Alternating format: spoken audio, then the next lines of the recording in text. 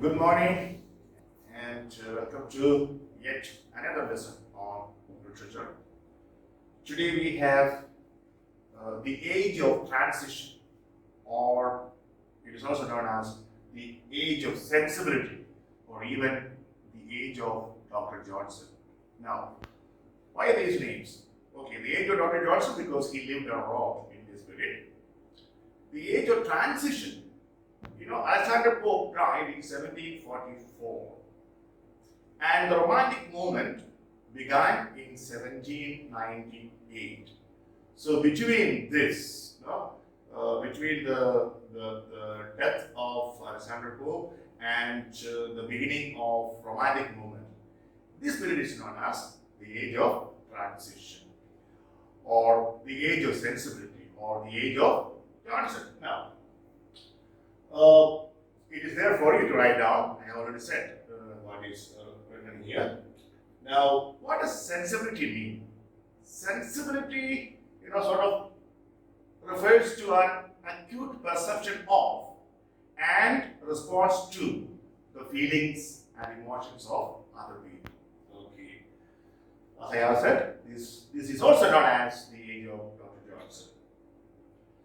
Johnson's age is considered to be the last of the neoclassical eras.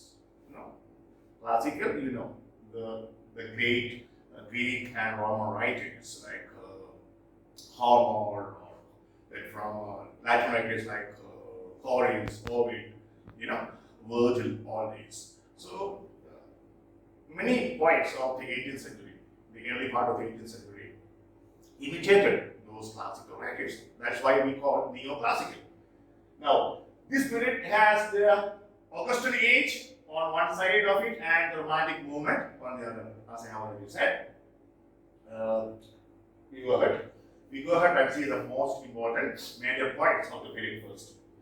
Dr. Johnson, he was a critic, a biographer, essayist, poet, and lexicographer, one who Johnson made that famous dictionary. Okay. Regarded as one of the greatest intellectuals, okay, or literary artists of the 18th century. It was Johnson who termed literary biographies as mournful narratives. From the examination point of view, this would be important. And he believed that he lived a life radically wretched, miserable. Johnson's greatness rests on his prose, and his earliest works appeared in Edward Cave's The Gentleman's Magazine between 1738 and 1744. For this periodical, he wrote imaginary parliamentary debates. So this periodical is important from examination point of view. Okay. Major works of Dr. Johnson. First one, London. This is a poem written in heroic couplets, as you can see, and it is about the flattery, fraud, perjury, means the poverty, theft, and rejection of all universal values or virtues in London society of that time. The narrator of the poem is Thales, who is leaving London, tired because of the city's selfishness, greed, the absence of public and private virtue, rampant arson, random violence against the helpless poor, murders, and the disappearance of true patriotism. He is frustrated with all these, and he is leaving the city of London. That constitutes the theme or the subject matter of the poem. The next one, The Life of Savage. It is the autobiography of Johnson's friend Richard. Sorry, not autobiography. It is the biography of Johnson's friend Richard Savage, who was so poor, who died penurious, penurious, not perjurious, penurious, completely poor and wretched, and died in jail. Okay.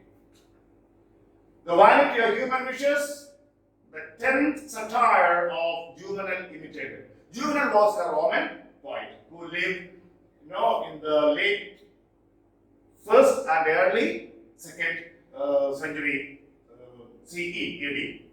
He wrote a collection of satirical poems, and Johnson imitated one of those. And he named the poem The Vanity of Human Wishes, the 10th satire of juvenile imitator. Now, Johnson's poem is a long one, written in heroic couplets, and is more philosophical than the poem, previous one, London. Remember that? It has morality as one of its major themes. The poem is a commentary on the miserable human condition and ends on a note of pessimism for the future of mankind. It is a panoramic survey of the futility of human pursuit of greatness and happiness. Our search for greatness, our search for happiness would end in futility. That is the theme of the poem. Irene, it is a neoclassical tragedy which Dr. Johnson himself considered a great failure. Anyway, remember, it was written by Johnson. Based on a story from Knowles' General History of the Turks, Irene's final act, that phrase, final act has, the Turkish Sultan Muhammad execute his favorite mistress so that he can prove to his followers that he has not gone soft under the influence of his love for a Christian. So she is finally executed. Okay. Brasidas, or Prince of Abyssinia. It was written in order to pay for Dr. Johnson's mother's funeral. Okay, remember? Please, from the examination point of view, it's important. It is an allegorical story which explores and exposes once again the vanity of the human search for happiness. If you search for happiness, Johnson believes, it will end in futility. You won't really find true happiness here. It is Samuel Johnson's most famous work. I have underlined. Please take note. It is known as an apologue, means an allegorical narrative usually intended to convey a moral. If a question is asked what an apologue is, you must know. The next one, Preface to William Shakespeare, perhaps a very, very, very seminal book in the history of English literary criticism. It has long been considered classical document of English literary criticism. Remember that. It was written as a preface to Johnson's edition of Shakespeare's works. He edited Shakespeare's works and then he wrote a preface. It gives a critical analysis of the merits and demerits of the works of the great Elizabethan dramatist William Shakespeare. Both the merits and demerits of Shakespeare are discussed in this preface. Johnson's judgments of Shakespeare and his works elevated Shakespeare to the top spot among European writers of any century. That's it. That is the whole of this great work. The preface is remarkable for its forthright, straight honesty in recognizing Shakespeare's faults first, then defending him against the charge of having ignored the classical unities. What are the three classical unities? The unities of time, place, and action. Many critics made a charge against Shakespeare that he violated these three classical unities. Now, Dr. Johnson defends Shakespeare. The preface is a landmark not only in Shakespeare scholarship, but also in English criticism as a whole. So, you must read Preface to William Shakespeare by Johnson. Next one, Lives of the Poets, important from the examination point of view. It comprises short biographies of 52 poets. Most of them lived during the 18th century. 52 Lives of the Poets. The Rambler.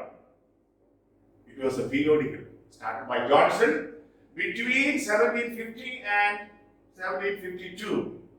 This periodical was there, and he published more than 200 of his essays there in this periodical of his own. One essay each was published every Tuesday and Saturday. This question was asked once. The Rambler was published every Tuesday and Saturday. Remember the Spectator, okay, and Richard Steele and Addison together, okay, had their own journals. Remember all those, okay. Now, one philosophical theme that runs through all these essays is vanity of human wishes. The futility of man's quest for happiness, riches, fame, beauty, success.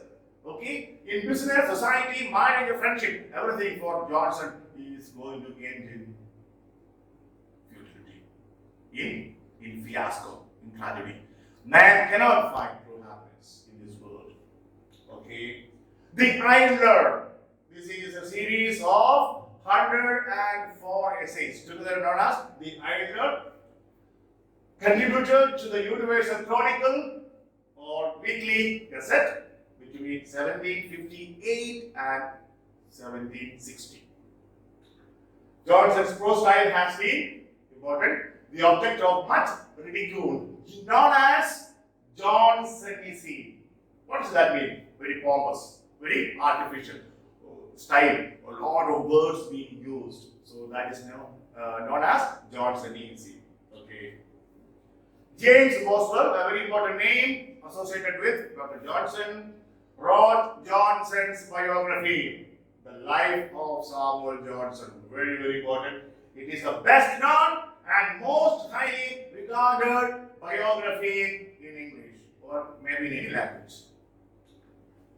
Now, let's look at another important writer, poet, of course, Thomas Paine. He was a dominant poetic figure in the 18th century and a precursor of the Romantic movement. We are very close to the Romantic movement. Before that, a few more things we have to be acquainted with. Major works, Ode on a Distant Prospect of Eton College. The epigraph of the poem, I am a man, reason enough for me miserable, is a quotation from the Greek playwright Menander or Menander. Note this for the examination. Okay? The central theme of the poem is the ultimate trouble and unhappiness of human life. Again, life and its tragedies, its sufferings. So these constitute the themes of almost all the major literary works of the period. Okay. Another one, the energy is returned in a country churchyard. I think all of you are familiar with this. The poem was important, partly inspired by the death of Gray's friend Richard West in 1742. It is a meditation on death as the final stage of the human condition. Yeah, we know that is the final state of human condition. Death. Regardless of wealth, position, power, knowledge, whatever, death will finally come to all of us. The graveyard is a memento mori, means what? A symbol, an object, which reminds us of our own mortality. Now, there are many themes. One of the most important themes of the poem is that in that graveyard, in that cemetery, lie many unsung heroes. Many poor people who had been denied of great opportunities of life to achieve success, to achieve happiness. But they didn't have the means for education, or they didn't have the opportunities to exploit their true potentialities. And there they lay buried and unsung. And that is the subject matter of the poem. Here lies a Milton, here lies a Shakespeare, sings Thomas Paine, but unsung. These guys had no opportunities. They were denied. And their great talents went wasted. That is the theme of the poem, okay? Or on the death of a favorite cat. What does that mean? No, the subject of the poem is Selima, the cat of Thomas Gray's great friend, Sir Horace Walpole. Horace Walpole, a famous man of letters. And then the incident of Selima's death by drowning in a bowl of goldfish leads the poet to offer a moral parable. You know, this cat, Selima, there was a bowl of goldfish tempted by this fish and tries to catch the fish, and then she gets drowned in the bowl and dies. And that, through this poem, the poet wants beautiful ladies to understand the consequences of greed and craving for things that do not belong to them. Okay.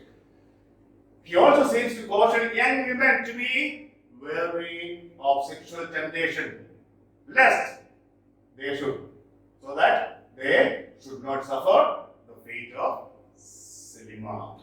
Okay. Some other notable poems of Gray are Ode on the Spring, Sonnet on the Death of Mr. Richard West, and another one is very important, Hymn to Adversity. Please note that. William Collins, another poet of the time, we will straight away go and see some of his works. The collection of poems for which Collins is best known. Odes on several descriptive and allegoric subjects. This is a collection of poems, just keep that in your mind. And some important individual poems are Ode to Evening, Ode to Fear. Moreover, Ode on the Portland superstitions of the Highlands of Scotland. Unfinished, of course, he is considered one of his greatest works.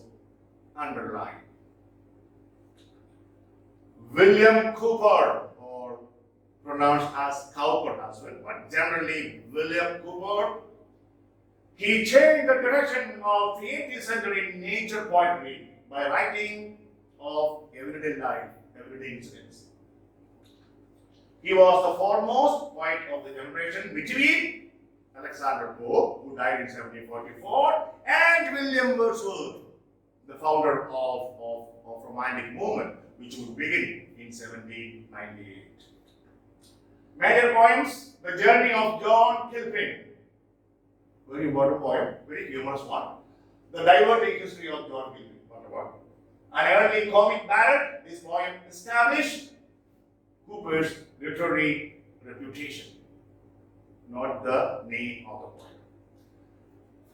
It is a ballad ostensibly, evidently, about the adventures of a tailor called John Gilpin, who rides a runaway horse. And he gets on a horse, the horse then just, he loses control of the horse, and the horse takes him through cities and valleys and countryside, and that's very humorous. You can read this poem if you want.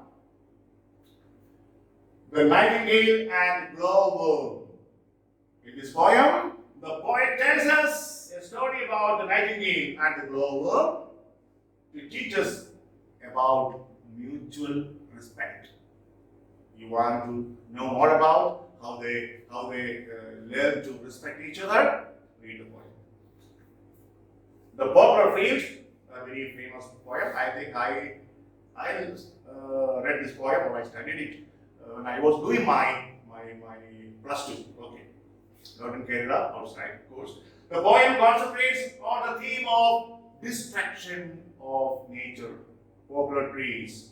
When the poet was young, he enjoyed the trees and he loved nature. But after many years, when he returned, the trees were not there, replaced by huge mansions and buildings and factories. So it's all about the poet's regret over the destruction of nature because of human greed.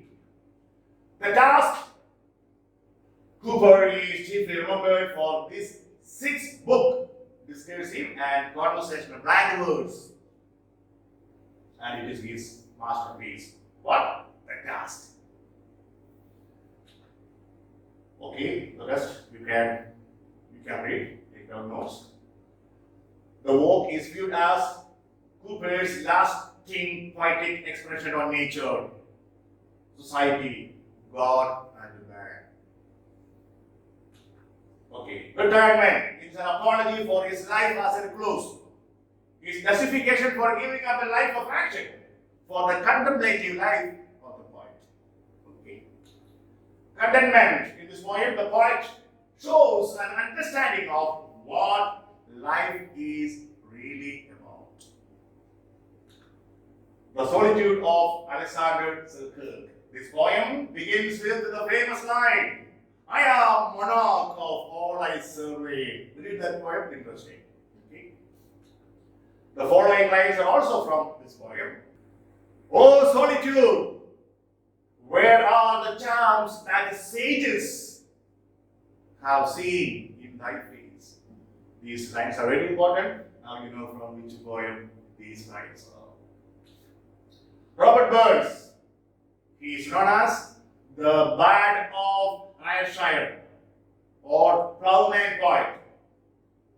Remember these three names. Known as Ravi Burns, the Bard of Ayrshire, Plowman poet. All these nicknames or are given to Robert Burns. He is widely regarded as the national poet of Scotland. Important from the examination point of view. Halloween, it is one of Burns' longer poems with 28 stanzas and employs a mixture of Scott and English. It focuses on the traditions and activities associated with Halloween in 18th century Scotland. Halloween is an annual holiday celebrated each year on October 31st, on October 31st. All Black Scene. What is this? This poem is based on a traditional song which Burns brought down in an attempt to preserve the traditional oral culture in his country. Let's see what it is. It is typically sung on New Year's Eve around the world. The phrase Auld Lang Syne is translated to Old Long Scenes. That means it's all about days gone by, bygone days. Okay, the rest is not important. You can read, understand? A red rose. My love is like a red rose. This is one of the most widely anthologized love poems in English. Please go ahead and read. And an entire poem is an expression of the poet's powerful, intense love for his beloved Jean Armour, a Scottish woman he was deeply in love with. To a louse, oh my God, to a louse. In this poem, Burns muses upon the louse that it spots crawling on a lady's bonnet in church. Bonnet means hat. The louse does not observe any class distinctions. Okay, and regards all human beings equally as potential hosts. Okay, that's a very interesting poem. Next one, to a mouse. Okay, according to legend, while Burns was plowing a field, he accidentally destroyed a mouse's nest, which it needed to survive the winter. Imagine.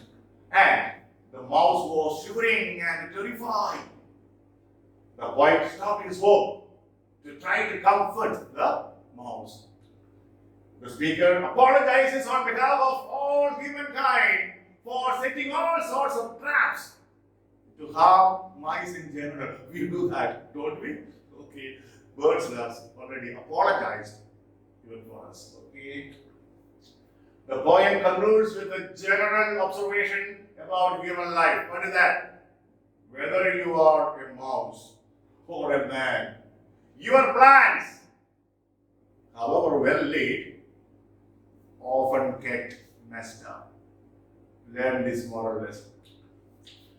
The title of John Steinbeck's novel Of Mice and Men, very important novel, was inspired by this poem, important for exam.